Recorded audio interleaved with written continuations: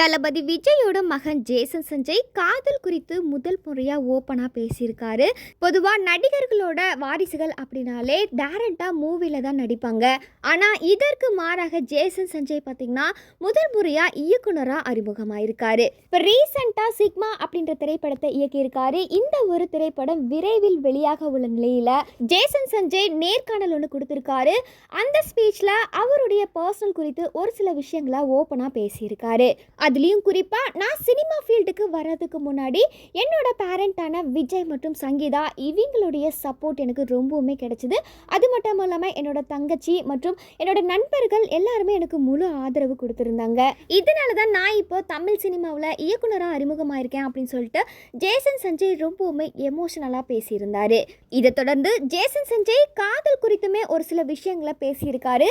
அதாவது சின்ன வயசுலேயே நான் இயக்குனரானதுனால நான் ஒரு காதல் கதை தான் இயக்க போகிறேன் அப்படின்னு சொல்லிட்டு எல்லாருமே எதிர்பார்த்துருந்தாங்க. ஆனால் நான் ஒரு 2 பேரை காதலிக்க வச்சு அதை மூவியாக எடுக்கிறத விட ஒரு கேங்ஸ்டர் குழு அட்வென்ச்சராக கொள்ளையடிப்பதில் தான் எனக்கு அதிக ஆர்வமே இருந்துச்சு. இதனால் இப்போ ரீசெண்டாக நான் இயக்குன இந்த சிக்மா படத்துலையுமே இந்த ஐடியாவை தான் யூஸ் பண்ணியிருக்கேன். இதனால் கேங்ஸ்டர் ஆக்ஷன் மூவி மேலே தான் என்னோட முழு காதலுமே இருக்குது அப்படின்னு சொல்லிட்டு ஜேசன் சஞ்சய் ரொம்பவுமே ஓப்பனாக பேசியிருக்காரு. அது மட்டும் இல்லாமல் இன்னொரு சில விஷயங்களையுமே ஷேர் பண்ணியிருக்காரு. அதாவது இயக்குனர்களுக்குள்ளே எப்போவுமே ஒரு நடிகன் இருப்பாங்க. அதனால் நான் இதுக்கப்புறம் சினிமாவில் ஹீரோவாக நடிக்க போகிறேனா அப்படின்றது குறித்து சிக்மா ரிலீஸுக்கு அப்புறம் கண்டிப்பாக சொல்லுவேன் அப்படின்ற சீக்ரெட்டையுமே சொல்லி முடிச்சிருக்காரு.